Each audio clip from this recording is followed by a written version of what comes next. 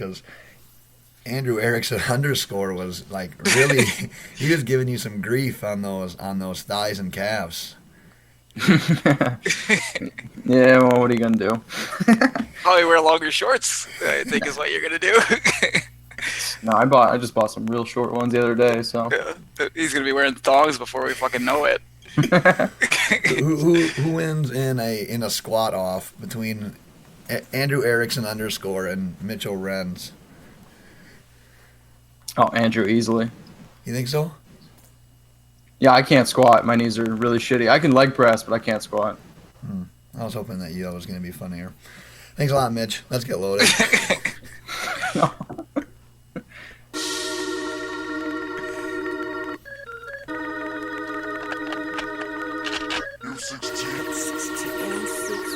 Production.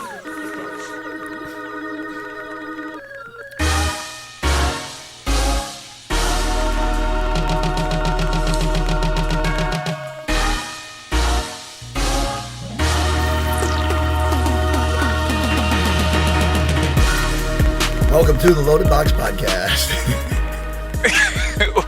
What? Are we never finished first? Because we finished last, I guess. I think that was the intro.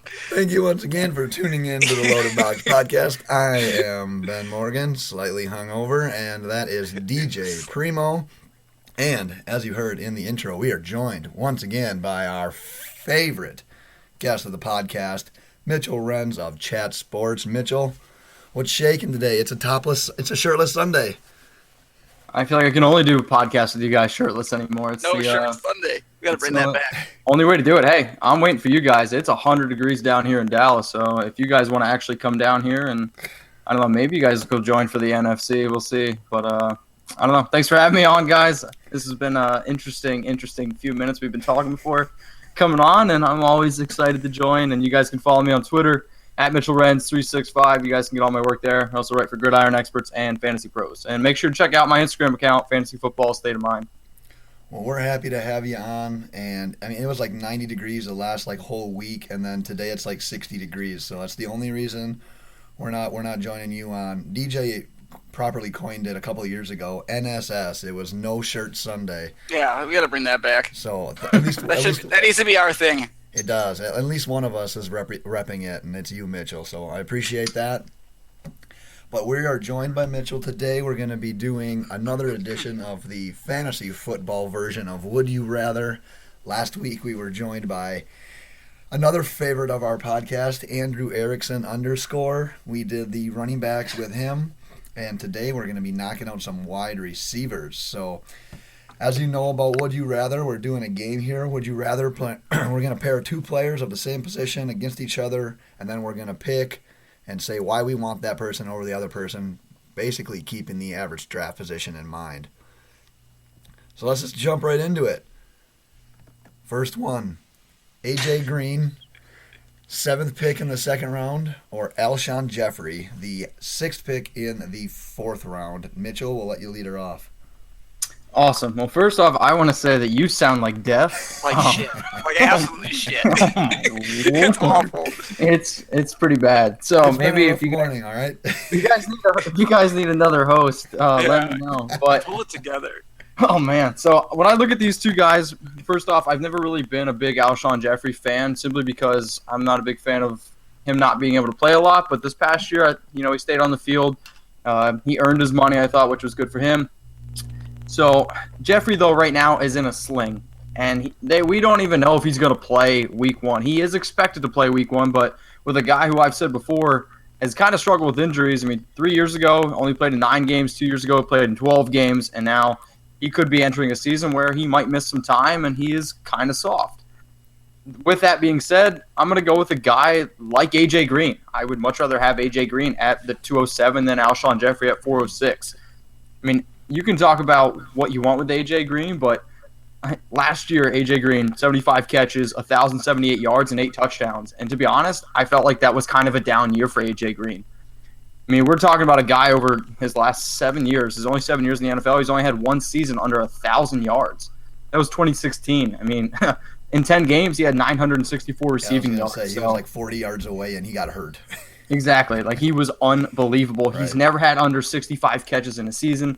I think when you just look at a guy who's consistent and a guy who I can get at the end of the second round and I can get it at one of those top running backs, which I'm trying to go for, man, that's a lethal combo. If I can start my draft with like a Zeke and an AJ Green, I'm feeling really confident about that. But also with Jeffery, I mean, he saw 120 targets last year, 57 catches and 9 touchdowns. To me, though, only 57 catches. That's a bad catch rate. Only 789 yards, and thank God he had 9 touchdowns. I mean, we talk about it all the time. Touchdowns are the one thing that can fluctuate. Are we 100% sure that the Eagles are going to be as, efficient as what they were last year in touchdowns? I like to believe so because I'm a huge believer in Carson Wentz, but I think when you just look at these two values right now, I think it's AJ Beasy. Does the Wentz injury impact where you would draft Alshon at all, or just because of how good Nick Foles was, does that really kind of put that at ease? Well, I think Nick Foles was a lot better than what we give him credit for. However, yeah, of course, I want Carson Wentz throwing him the rock, but I think when you want to talk about a pretty crazy Nick Foles stat, so Nick Foles in his entire career with Jeff Fisher, 7 touchdowns, 10 interceptions. Without Jeff Fisher, 54 touchdowns, 17 interceptions. It's the 4th best touchdown interception ratio in NFL history. So, let's give Nick Foles, a little bit more credit, but at the same time, I want Carson Wentz throwing him the ball. And right. Sure, the injury does scare me. I'm not going to lie to you. Yeah. DJ, where do you land on this one? So I'm basically echoing a lot of things that Mitchell said, so I'm not going to say too many things, but I am on AJ Green's side, basically because of the injury concerns for Jeffery, the weapons, all the weapons on the Eagles. Obviously, I do love Carson Wentz. I've made that clear that he's my number 2 quarterback going into the year as far as fantasy goes. But I think AJ Green, he just shines in an inept offense year after year after year. And to add on top of everything else that Mitch just said about AJ Green is the fact that Andy Dalton was sacked 39 times last year and has an improved Jesus Christ, has an improved offensive line this year. So if his sacks go down, that's going to help out AJ Green as well. I think that's going to be a huge difference maker. Dude, it's a clean sweep because I'm with you guys on AJ Green there. Who flies under the radar in fantasy like AJ Green? Like this dude, Mitchell, you said his numbers. He is like the quiet assassin. He puts up crazy numbers, and no one blinks an eye at him. And I blame that partially on Cincinnati, big time on Andy Dalton. Just because, imagine him if he could play with a Carson Wentz or an Aaron Rodgers or a Tom Brady. Those numbers would be stupid. We'd be talking him with, the Julio Jones, the Hopkins, the Beckhams. He's up there. It's just because that he plays on that offense. But even... Mitchell kind of said what I think both DJ and I were going to say, too. If you can get the top end running back in round 1, come back with A.J. Green as your wide receiver 1 in the second round, you're having yourself an awesome draft. So, yeah, clean sweep for me. I am taking A.J. Green as well. Mitchell. Beautiful. Mitchell, so we've learned over the last week or so that there's a new lady in your life. Do you mind... You were going to be busy today, but obviously you're here with us. So what happened there? Well, I've been talking to a girl recently and just trying to go out, meet new people. We met and we've gone on a few dates. She's a really cool girl. We went to go see Deadpool last night, and I think it's funny because I don't know, she's Indian and she reminds me a lot of Shiva. So I'm kind of hoping she brings me, obviously some love or whatever, but also a fantasy football title. That'd be definitely nice. But no, she's a really cool girl. We've had some fun, but yeah, she bailed on me today. So hopefully, I love the laugh in there. He's laughing at himself. So hopefully we hang out tomorrow. She said we're gonna hang out tomorrow, but she's a busy girl too, so it's all good. So because of the fact that she had to bail, but we're not a bad second option. I can be a second option. I'm not above that. So I'm happy that sloppy you're seconds. I'll be sloppy seconds. It's whatever. But I find it great that you got bailed on today. So because of that, I feel like we need to come to you for lady advice. We need to ask you dating questions. Okay, that sounds good. So on the first date, are you a kind of guy that's going in for the kiss or not, or are you waiting? It depends on the girl. With the girl I'm talking to now, no, I knew that wasn't really going to be an option, and we hit it off before we started. So I don't even. So we were supposed to go on a date. Days that happened, and unfortunately, she had something come up. I don't really know if she wants me to say it on here. So we kind of like talked on the phone for like 3 hours. No, I can't, guys. Sorry. But we talked on the phone for like 3 hours. So I don't know. I was like, oh, I actually like this girl. I'm not going to go in for it. But don't get me wrong. I mean, I've had my fair share of experiences here in Dallas. So I'm actually glad I can find a nice girl. Nice. I like this. Let's leave it at that tease. Let's go to our next receiver. We'll jump back into some lady advice with Mitchell here in a little while. The second wide receiver, would you rather? We got Mike Evans going as the 9th pick in the 2nd round, or Allen Robinson as the 4th pick in the 4th round. So, Mitchell, where are you landing on this one? So let me just start off by saying that I absolutely love Allen Robinson. I think he's one of the best young receivers in the NFL right now, and I think when you can see a guy who was able to put up 1,400 yards and 14 touchdowns with a guy like Blake Bortles, I think that just speaks volumes to how good he is. Fuck you. However, I'm going to go with Mike Evans. And because for me it's Mike Evans at the 209 compared to, Allen Robinson at 404. So I think Allen Robinson is a great receiver, but I think what the Bears are doing right now with Allen Robinson, I think that's going to be more of like a really good football move. And I don't know how much fantasy value he's really going to truly bring. I mean, 3 years, $42 million, they paid him, but again, I like what the Bears are doing, but I feel like the Bears are going to be like a real life football team, and unfortunately, you could argue that they're in the best division right now in the NFL. So I like Allen Robinson's talent. However, fantasy standpoint, not so much there. But when I look at Mike Evans, I mean, guys, am I the only one who gets a little bit of deja vu here? I mean, in 2015, Mike Evans, 74 catches, 1,206 yards, and then that low touchdown number of 3 touchdowns. And then in 2016, he's the number 1 wide receiver, 96 catches, 1,321 yards, and 12 touchdowns. Right. Now we look at 2017, 71 catches, 1,001 yards, low touchdown number of 5. I'm going to blame the low touchdown numbers on a guy like Jameis, who I was really high on last year, and he proved to me that I should have just stuck to my guns, because when Jameis first came out, I was like, I don't really think this kid's that good. And then I was like, he's got all these weapons around him. Maybe Jameis will shine.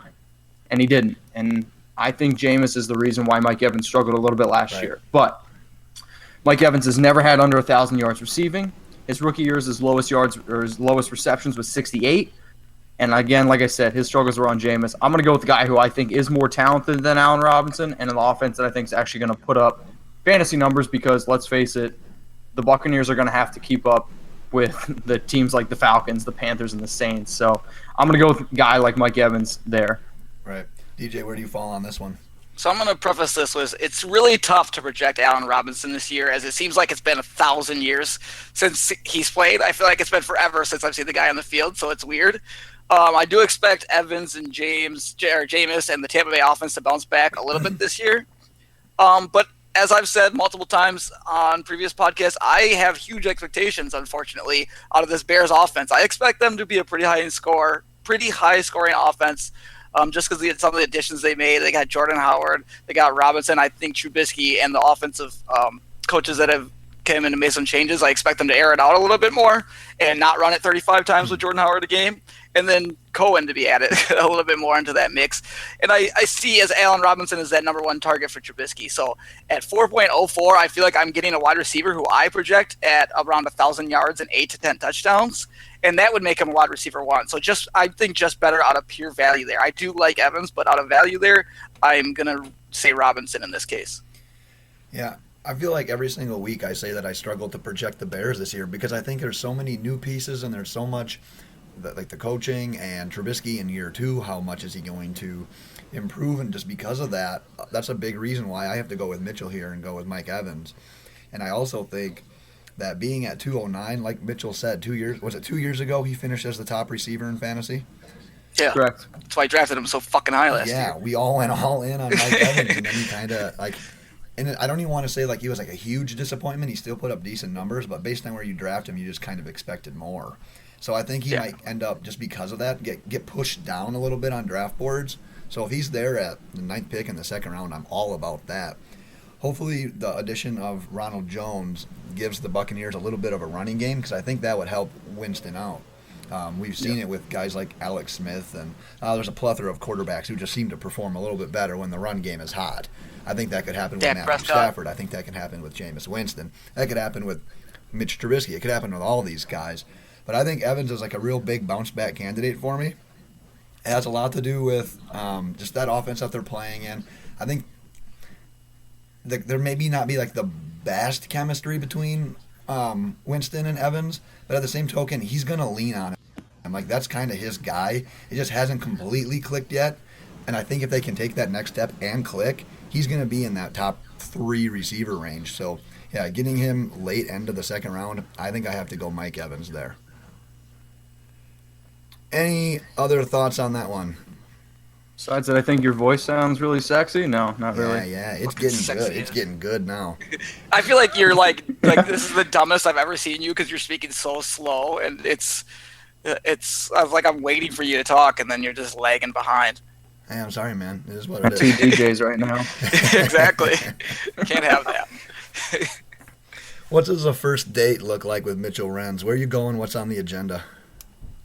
To be totally honest with you, what I normally try to do is I try to bring people to chat sports because we have free kegs and free beers there, and I can find out really quick or not whether or not I'm going to spend dinner or whatever on this girl. So, you cheap ass motherfucker. I like it. Don't yell at him for that. That's a heady play. So then, That'd be okay if you took me there, but.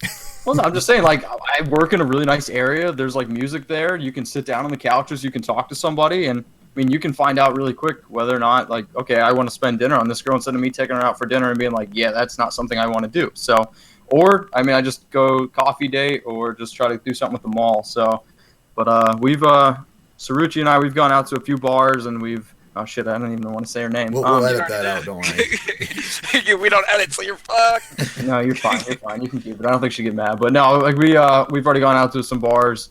She came out to a party with my mom, which my mom was here last weekend, which was kind of crazy. And then we just like saw some movies and we just been kind of hitting it off. So it's all good. She's coming over tomorrow night though. Yeah, she is.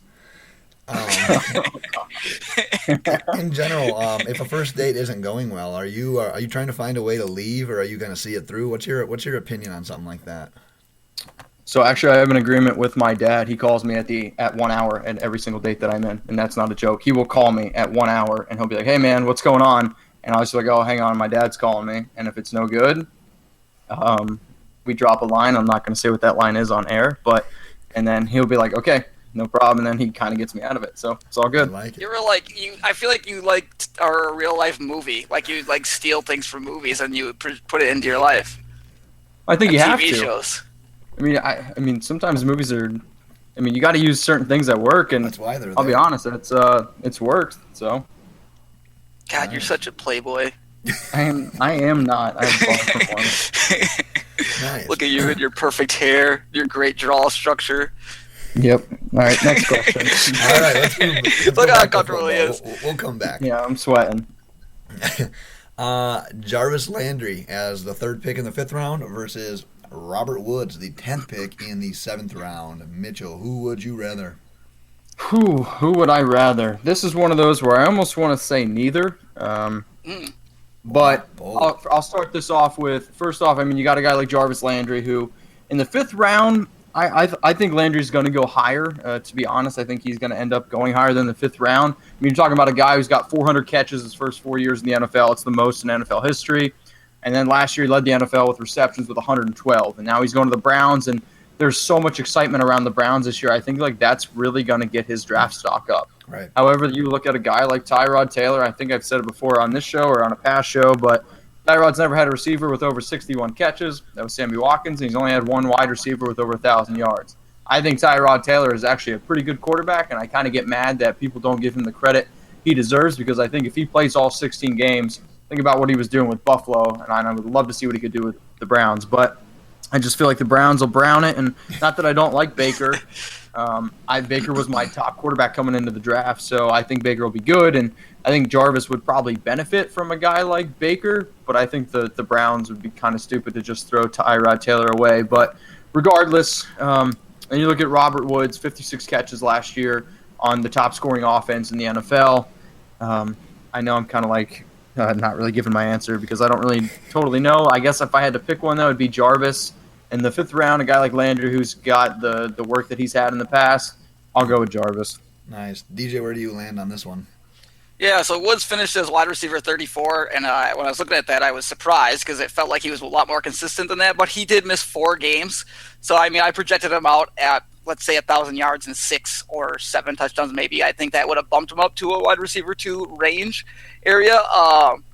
I know Cooks is there, but Woods was like Goff's most trusted target, it seemed to me, and I really like that relationship, and I expect that relationship to develop again another year here in year 2. Plus, who knows how Cooks is going to work in that offense? You don't really know how a guy's going to come in and play. But getting a guy project at wide receiver as a wide receiver 2 in the 7th round to me would be a steal. So I'm definitely leaning towards Woods here, or I'm going to go with this is my pick. Woods is my pick. Plus the fact that you mentioned Jarvis is dealing with a ton of other guys who will be getting the ball. Plus the fact that Tyrod, he's an excellent deep ball thrower and kind of struggles in that mid to intermediate range. So I think that's going to hurt Jarvis a little bit. So I agree with the things you said about how Jarvis, I think, may benefit from a guy like Baker than Tyrod. So that's why I'm leaning Woods here. Yeah. Well, I think the other thing, I don't mean to cut you off, Ben, but I think the other thing that people don't realize with Jarvis is, I mean, the Browns have a lot of pass catchers. I mean, are we going to expect Josh Gordon to emerge? I mean, David Njoku. I mean, you want to talk about a guy who loved tight ends. Tyrod Taylor loved tight ends with Charles Clay. And then Duke Johnson, he had, 70 catches. Carlos Hyde, 59 catches. And they had a running back in the draft who I really like out of Georgia and Chubb. So, I mean, there's so many options there. And I want to believe – I think Jarvis Landry is a great receiver. But there's not enough balls to go around. And when you look at a guy like Tyrod who's never passed for over, 3,200 yards, and he's going to get his 500 yards rushing every year, I mean, it's tough to predict what the Browns' offense is going to do. Yeah, it's super hard to predict Landry, too, because he's going to that offense where they need to spread it around a little bit more. Being a Dolphins fan, he was the focal point. Like, they tried to run the offense through him, and that's not – I don't think you want to run your offense through a 90 to 100 catch slot receiver. I don't think that's the way to succeed. And I think that's why he really bumped up as well, his stats. Me and DJ were looking at it earlier today. He was the 4th ranked receiver in half PPR leagues last year. That is unbelievable for a guy. Well, considering that as well, he was tied for 4th in the NFL in touchdowns last year. I believe he had 9. I don't think there's any way he comes close to 9 touchdowns again. He's not a great touchdown receiver. I think Miami force-fed him so much he just happened to get the touchdowns last year. So I'm probably going to take Woods as well. DJ mentioned his stats, nearly 800 yards, 5 touchdowns. Another year with Goff, another year with McVay. I can see both of those going up. So with Woods, you're basically waiting an extra 2 to 3 rounds, and you're going to get a guy who's going to get less catches than Landry, but he could come close in yards, and he probably will get more touchdowns. So I think I'm going to have to take Woods, getting him that much later.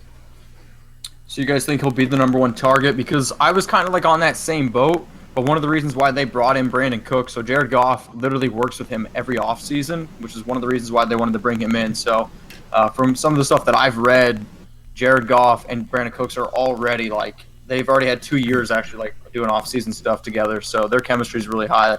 I actually like Brandon Cooks, but again, he's super inconsistent, and this Rams team is just going to spread the love.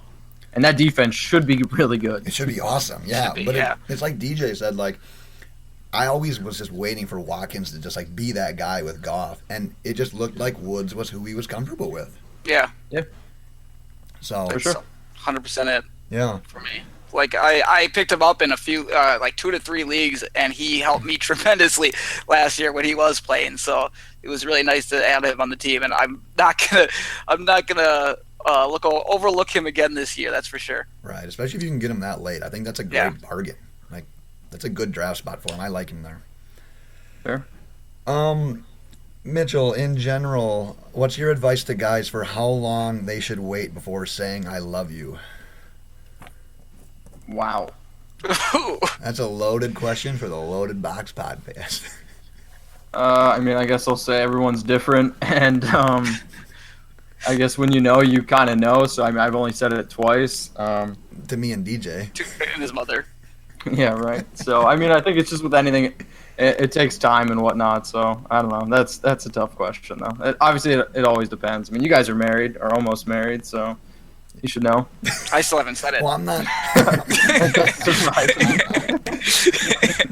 I'm not that committed yet. We're not looking for the advice. I'm looking marriage, 1 kid. Yeah. Still debating. Next week, DJ tells his wife he loves her. Oh shit! I haven't brought that up yet. Yeah.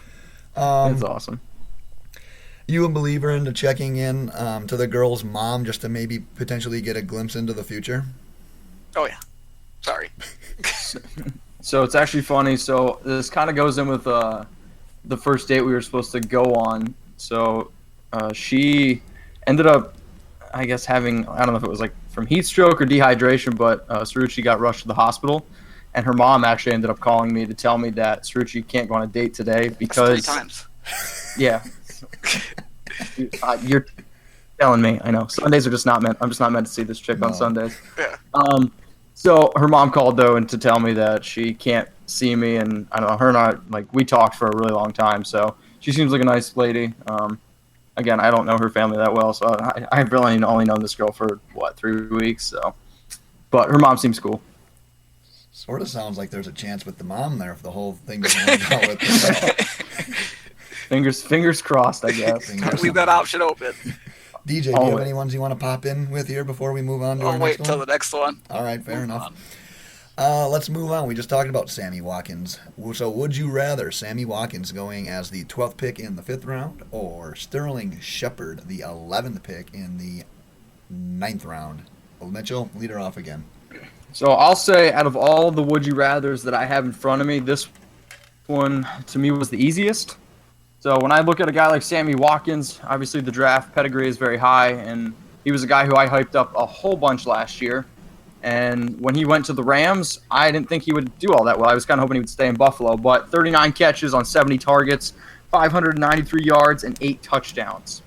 I get the fact that Sammy Watkins has this, I don't know, allure to him, and now he's going to the Chiefs. But, I mean, guys, the Rams were the top scoring offense last year in the NFL, and Sammy Watkins only had 39 catches, under 600 yards, and 8 touchdowns. As a rookie, then you look at a guy like Sterling Shepard, 65 catches, 683 yards, and 8 touchdowns. And what did he do last year? He had 59 catches on 84 targets, 731 yards, and 2 touchdowns in only 11 games. I wrote that down. 11 games. Yeah. Then you want to extrapolate that from a full 16-game season. That's 86 catches, 1,000 yards, and 3 touchdowns. I think his rookie year he saw a lot of touchdowns, and this past year the touchdowns were down because the Giants' offense wasn't as good. I expect the Giants to run the ball more. I went back and I wrote an article for Gridiron Experts on Saquon Barkley and what NFL teams do when they draft a running back really high. I mean, you look at guys like Todd Gurley, Leonard Fournette. I'm trying to think Christian McCaffrey. Who else was in my study? Trent Richardson, which was an absolute joke. But it's basically running backs in the last 5 years who were drafted in the top 10. NFL teams then went up about 13.8% in rush attempts, and the Giants the last 3 years were around 398. And I expect that number to go up to around 450 attempts because of a guy like Barkley. So I look at a guy like Shepard, and I can get him in the end of round 9. I think that is easy money. I'm taking Sterling Shepard over Sammy Watkins. I was shocked to see it be that low. Why do you think it is that low right now? Is it because of Eli? Is it because Beckham's going to be back? Is it because of last year's down year with touchdowns? What do you think it is? Yeah, so I mean, I brought this question up the other day at Chat Sports. I think it's down because people are so high on Evan Ingram, and I think Evan Ingram is a great tight end. And then you look at a guy like OBJ coming back, and then Barkley, and there's a lot of hype, I think, around the Giants' offense. And if you're telling me Sterling Shepard is, going to be around, let's say, 70 catches, 900 yards, and 7 touchdowns, or 6 touchdowns, and I can get that in round 9, that's really good. But the question that I brought up was, what does that mean for Eli Manning? We have Evan Ingram super high in rankings. We have OBJ as a top 3 receiver. We have Saquon Barkley who can do it all. And then you're telling me a guy like Sterling is also going to be thrown into the mix? What does that mean for Eli? Either we're super low on Eli or we're just way too high on everyone else. So I think that is an interesting question. Yeah, that's a loaded question. I'm not prepared mentally to be able to wrap my head around that one today. Jesus Christ. I like the question. I'll think about it anymore. when I'm more not as hungover. But DJ, who do you would you rather on this one? I mean, ditto basically to everything Mitch said here. I hate the Watkins fit in Kansas City. I don't like the mix of him and Hill. I don't like Patrick Mahomes. I'm not on that train. So I don't like anything about Kansas City's offense, and I don't like Watkins there. So I'm not. That was an easy one for me, 100%. I love the Shepard thing, or I like Shepard. I wrote down all the stats that Mitch just said, so I'm not going to fucking repeat them. I'm on Shepard here. Nice. It's a clean sweep because I'm with Shepard as well. I'm not low like you are on the Watkins thing, though. I really like the Watkins signing in Fuck Kansas Watkins. City. I'm not opposed to trying him out in one of my 1 million leagues that I'm in this year. I can lose one of the leagues, right? Yeah. But yeah, I've said this before. I predict some growing pains with Mahomes. I think Kansas City's offense, they think they did the right thing by going to Mahomes, but I see it for 2019 and beyond. The Giants are going to be better with an improved offensive line. Talked about Beckham coming back. Shepard's got another year. Barkley's entering the mix. You got Evan Ingram. I think earlier Mitch said those stats. He had nearly 700 yards and 8 touchdowns as a rookie. Like, you're getting him basically in the 10th round. You're getting a starting quality receiver that you don't even need to rely on in being like one of your top receivers. You can literally plug him in, use him as a flex play. I'm all about Shepard this year. If he's going that late, I'm pulling the trigger on him. I'd pull the trigger on him probably around earlier than that. Yeah. And I think I love the fact that you guys are kind of pumping the brakes on the whole Patrick Mahomes thing. And not that I don't think Patrick Mahomes is a good quarterback. I mean, I think he has legit arm talent, and I just think people are overhyping this Chiefs offense a little bit. Like, let's not. I don't know. Alex Smith was good last year. Okay, Yeah. like Alex Smith was good. He has the highest QB rating last year. I believe it was like 104. And he was like the top guy for deep ball passes. And I mean, Tyreek Hill obviously helped that out, but you can't make the argument to me. I mean, the Chiefs paid what? Watkins, it was like 3 years, $48 million. Mm-hmm. And you look at a guy like Allen Robinson who got 3 years and $42 million. Like, Marquise Goodwin got 3 years, $27 million. You can't tell me that Sammy Watkins is even close to being worth that much. Yeah. Yeah, I think a lot of that comes back onto like just the fact that, I mean, you talk about where he was drafted in the actual NFL draft, and then it's just like, oh shoot, he was a former. I think he was like the 8th overall pick. 4. Was he 4? Jeez. 4. I mean, that kind of goes a long way with it as well. And there was flashes there, like in Buffalo, like when he was actually healthy, there were flashes there. But like you said, he played on the top scoring offense last year and really didn't do much. He got outshined by a rookie in Cooper Kupp and Robert Woods, and Gurley took off. He was kind of like the 4th guy in the pecking order, it seemed like. So, yeah, I think it's a clean sweep there. I think we all like Sterling Shepard. I'm going to turn it over to DJ here to get back to what we're really here for today. Oh, are we moving on to my segment? Oh, well, we can do that too. Otherwise, I thought you were going sorry. to ask Mitchell a question. I don't have any questions for Mitch. Oh, okay. Well, go ahead with your segment. All right, Mitch. As I'm sure you heard in the last podcast, we do this segment now with every guest we have called Guess the Text. So it's your turn. You're going to be the one. I read a text. Me and Ben have been texting each other literally every single day. We haven't missed a day for like the last 10 years. That's what we assume. So you're going to guess who sent the text and what it's about. So this one's it's gonna sound weird, but I'll give you the whole story once you make your wouldn't guess. expect anything So less. when does it not sound weird? It's not even I don't know. It was a bad sentence. Anyways, so the text goes, make sure she knows she isn't allowed to bring kids, so she can't be pregnant during the wedding. Okay, that's interesting. Interesting. So I'm gonna say Ben sent that to you. And I'm going to say Ben sent that to you because he's about to get married very, very soon, and I'm very upset that I won't be able to come. Mm-hmm. And then I guess in regards to context to that, oh my Lord, I know you have one kid.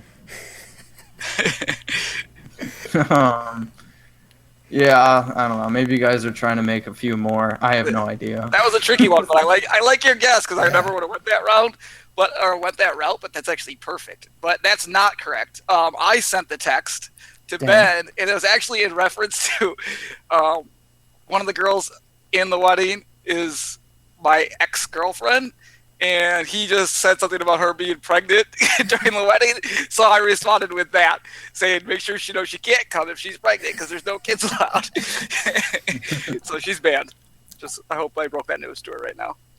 I'm going out of my way to try to get these two people paired up so many different ways in the wedding, but it's just not working because my fiance is not allowing DJ to try to get back with his ex, especially if she's pregnant, man. That's not happening. You can just shoot blanks basically at that point. Mitchell, do you shave your armpits? Yep. Oh my God. He answered that so fast, too. It was ridiculous. What are the benefits to shaving armpits? I like being smooth, basically from my chin down. So that, Oh, my God. I honestly, like, I sweat less, and I think it's not as bad. It's hot down here in Texas, but I mean, I've been doing it now for 4 years. Yeah, I don't know. I like it. It's better clean, and I think the girls like it too. So it's all good. I don't know if they like completely shaven all the way down, but you know what? To each his own. I mean, I don't shave my legs. I'm more like mid. I'll say like crotch to chin is shaved. You shave your chest and your stomach and everything like that? I don't shave that. I trim that. You should get like Manscaped. a styling gel and try to gel that. No. Let's move on to our fifth and final wide receiver, would you rather? And it includes Davante Adams going as the third pick in the second round, and Juju Smith-Schuster, the second pick in the sixth round. Mitchell, who would you rather? Well, this one, I said the last one was the easiest. I think this one was the hardest one for me. So, first off, I'll say I was on a show, I believe it was the Loaded Box podcast last year, and I said Jordy Nelson was better than Davante Adams, and I was greatly, greatly wrong. So, for that one, DJ, I'll give you the win on there. But, Thank you. We look at a guy like Adams, last 2 years, 74 catches, 75 catches, and I think the fact that he had, 75 catches last year with Brett Hundley is just absolutely amazing. Davante Adams, I think, is a great receiver. However, he's never surpassed 1,000 yards in a season, right? Then you look at a guy like Juju, who is a second-year guy. I think sophomore slumps kind of happen. I think when we get like a little bit of NFL tape on a guy, NFL coaches nowadays just, again, when you get a lot of tape, you can figure him out. 58 catches, 917 yards, 7 touchdowns. But he scored 7 touchdowns in 14 games. So that consistency is really, really amazing. Mm-hmm. Here's the issue, though. I hate Big Ben. And I don't want to, I don't know, unless you're Antonio Brown or Le'Veon Bell, I really don't want a piece of that Steelers offense because Big Ben is literally my least favorite person in the NFL. He drives me absolutely insane. And I think when you look at the fact that he played 15 games last year, I think that's kind of surprising me. Big Ben can't stay healthy. Or how do we know he's going to be able to play all the games this year? That I don't know. Do I think the value, though, of Juju at 602 is great value? Yes, I do. However, Davante Adams at 203 is the route I'm going to go here because I think Aaron Rodgers this year is going to be like on an FU tour. He's ticked off that they got rid of Jordy Nelson, and I totally understand why. And the fact that Davante Adams is going to be the number one wide receiver on a Green Bay team who, I think for the first time since Rodgers is there, the Packers aren't the most feared team in that division, and that's going to tick him off with the Vikings doing everything that they've done. To me, I think Davante Adams could easily be a top 5 wide receiver, and he has the upside to literally be, I think, the number one receiver because of a guy like Aaron Rodgers who's going to be like, all right, guys, you're going to get rid of Jordy. I'm just going to absolutely just, like I said, FU tour for Aaron Rodgers. So I'm going to go Adams there. I feel like you said about 4 or 5 different things during that reasoning that gave DJ so much excitement that he's going to have to, get finished off here. Otherwise, he's going to have blue balls after this podcast. Yep. Well, I have a fantasy profile article coming up about Davante Adams, so I'm not going to say too much since I got some good tidbits, some good stats in there for people. So I'm just going to say, yeah, I'm Adams here all the way, 100%. He's the number one target with no Jordy and the best quarterback in the league. And I mean, Rich already said it: 10 touchdowns last year, 5 of which came from fucking Brett Hundley, who was absolutely just garbage. And that offense looked awful. So it should be a nice year for Davante Adams, to say the least, and where I project him. But, yeah, I'm on Davante here. I'm going to let you guys talk about it. Well, can I ask you a question there? Because I wrote an article, was it 2 days ago, for Fantasy Pros on running back sleepers, and I said that I think Jamal Williams is the guy to own. And I know you're an Aaron Jones guy, so I know you're a Packers guy, and I think Aaron Jones is the better athlete, but you're not worried about, maybe his MCL issues, his knee issues, and I just think Jamal Williams is the safer running back, and I think that's the route they will go. So Aaron Jones added some weight this offseason. That's his big thing to help protect some of those injuries. But as far as explosiveness and the vision goes, I'm just going to lead towards that. I'm not going to think about injury right now. He's only in his second year. But when you watch that guy, his vision is unbelievable. He's explosive. He's just a better overall running back than Jamal Williams. Right? I think Jamal just kind of runs downhill. And it did work as the season went on, but as far as overall running back goes, I love Aaron Jones. And I said that going into the season last year when everybody was favoring Jamal Williams, and it was pretty clear from the beginning when they first stepped in. Jamal was awful those first 3 weeks that he played, and Aaron Jones came in and he just put on a show, and it was pretty clear who was better. And then Jamal Williams came back and looked pretty good. But as far as explosiveness, vision, I think it's pretty easily Aaron Jones is going to be the lead back in this offense. That's my opinion. That's in my opinion, but we'll see. What's the?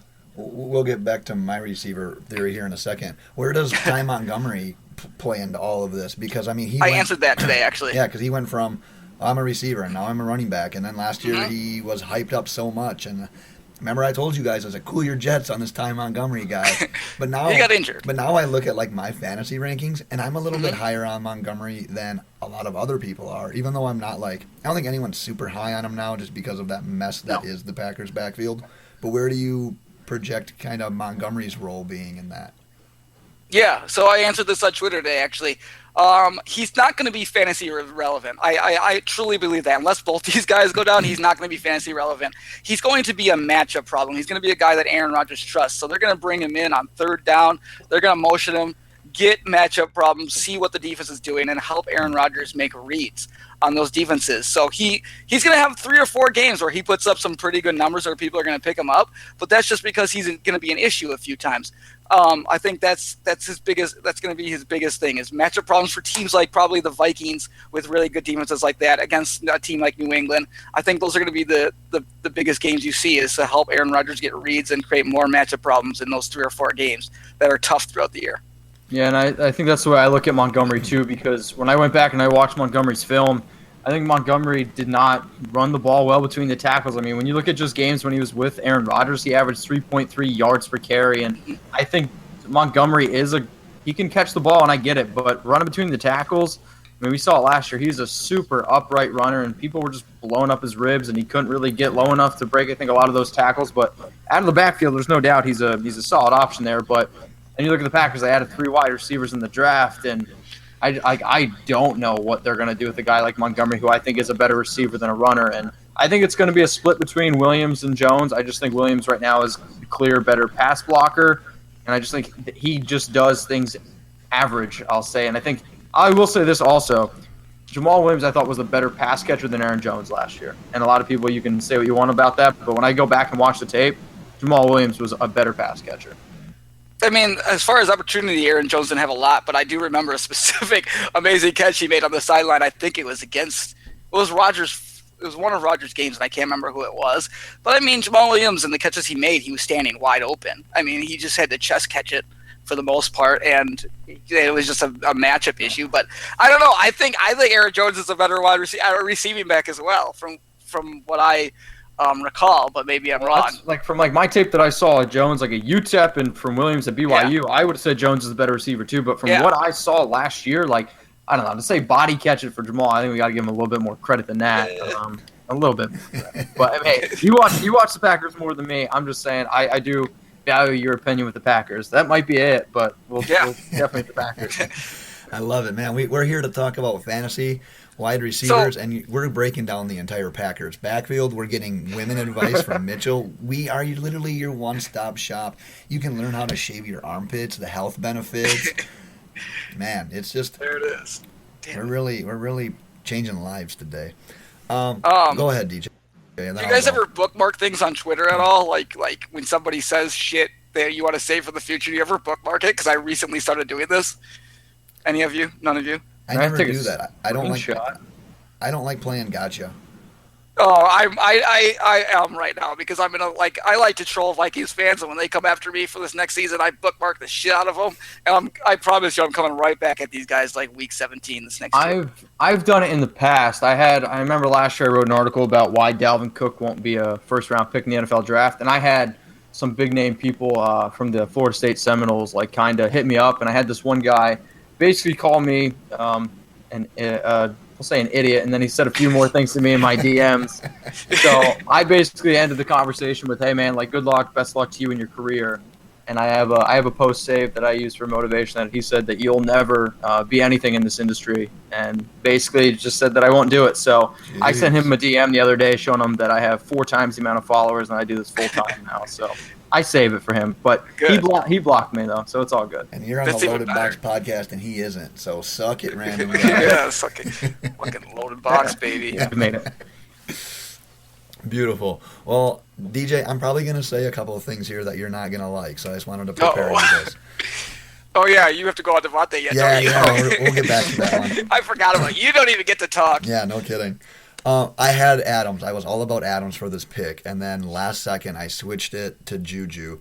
I like Adams. There's no doubt that he can be your wide receiver 1 to lead your team, but with drafting Juju early 6th, you're getting Juju probably as your wide receiver 2 or your flex, and I like the idea of having Juju in that role versus Adams in that wide receiver 1 role. I'd rather have like a guy like Evans or Julio or Odell or Hopkins. Like I'd rather have like that one stud receiver over Adams, and then like if you're having like a lesser wide receiver 2, I'm really like muddling what I'm trying to say here because my hangover's kicking back in. But end of the day, I like Juju as my wide receiver 2 better than I would like Adams at my 1, and that's where you would have to. That's what they would be based on where you're picking them right now. So, I mean, you can feel free to comment on that, but that's literally the reason why I changed it, just because of the fact that he's going to be your wide receiver 1 if you're picking him there. If you're taking him in the 3rd pick in the 2nd round, versus you're getting like a wide receiver 2, maybe a flex player out of Juju, and I really like him in that spot. Yeah, I would rather have Juju as my flex than a wide receiver 2, just because what's scary. I feel like just everything that went on for the Steelers last year was perfect, right? So I don't know if Big Ben's going to play 15 games plus again. I mean, with the whole thing with Le'Veon Bell, is he going to be able to stay healthy? Like, there's a lot of just issues going on, I think, with the Steelers, and I don't know. I just it does kind of like just worry me a little bit too, because then you also have a wide receiver like Washington, who I think they're going to try to integrate, because I understand Big Ben's going to be there, but they took Mason Rudolph and James Washington together for a reason, and I wouldn't be surprised if Washington starts getting some more looks too, because he's a good receiver as well. So I like Juju. I'm not going to sit here and say that. I just don't think Juju is a safe wide receiver 2. Like, I think Adams is a safe wide receiver 1 with the upside to be like a top 5 wideout. I get it. I mean, yeah, I feel like you're just eliminating the fact that he's the number 1 wide receiver for Aaron Rodgers and the Green Bay Packers, and now Jordy Nelson isn't there. So that connection's, like, those touchdowns are going to be out there as well. So that upside for Davante is, it's number 1 wide receiver to number 5 wide receiver at worst, I feel like. And I know I shouldn't do this, like taking injuries into account, but literally, Davante Adams is 1 concussion away from like being done, like being out a long time. That guy got his bell rung so many times last year. Like, that makes me a little bit nervous about him. Everybody's 1 concussion away from being done. Jesus Christ. That is true, but man, he just seems like he's, I don't want to say prone to it, but man, he took some shots last year. And remember now 2 years ago when he had that case of the drops? Like, that was kind of a thing last year too. Like, not to the extent, but I think you're reaching. I don't know. Like I said, it's okay. I switched. You know what? Just read my fantasy profile on Davante Adams, and you're going to change your mind. Like I said, I switched it last second, so I could be easily wavered. I just felt like there was more negatives with the Adams side than there was on the Juju side. But you guys brought up good points, so I can't. Like I said, I could be persuaded one way or the other. Mitchell, after a first date, are you texting her first, or are you waiting for her to text you? If I like the girl, I'll text her. I have no problem in that. I have no shame. So, like right away, or are you waiting until the next day? Again, it depends who they are, what the date was supposed to be, I guess. Like, if it's like something that I actually want it to be, sure. Like, I have no problem in texting you. And the one bad thing about, I'll say, like, being on a lot of social media is they know you're on your phone. They can check in on you. So I have no shame in texting them. But if it's something where I was kind of hoping it was just a short-term thing, then no. I mean, if they want to text me, they can text me. How long do you need to be dating someone before you're comfortable farting in front of them? It's a good question. Do you have to be dating? Like, I don't really care. Like, I have no problem with it. It's natural. Fair enough. See, I think the best way for that situation to take care of itself is you just need one to fly out without you even knowing what's going to happen. And then it's just fair game after that. Just that awkward look when it just rips and it's like, well, it's out there now. Well, we'll just start doing it. Yeah, I feel like if anything is natural in life, like it shouldn't be all that crazy. I mean, it's kind of why I get so mad. Why? Like boners? Yeah, I mean, they're definitely going to happen as well. No, I was going to go more about it. Like, I hate when TV, like, bleeps out things or the radio bleeps out things because, I don't know, I think that stuff's ridiculous. But, I don't know, I think it'd be more cute to see them do it first, in a way. Just Cute. To see how they react to it. We found now we know what we know Mitchell's fetish. It's farts. He thinks it's cute, ladies. Bring those farts his way. Let's go. Yeah. Oh, it's a hot day in Dallas. You know you can find Mitchell smelling the bike seats. Yep, you got me. Jesus Christ, guy. Nice. DJ, do you have any last questions for Mitchell before we turn him loose? And we need to end on farts and Mitchell Renz. Yeah. Nice. Mitchell, anything else you want to add? You want to promote your, where the people can find your work and everything again before we sign off?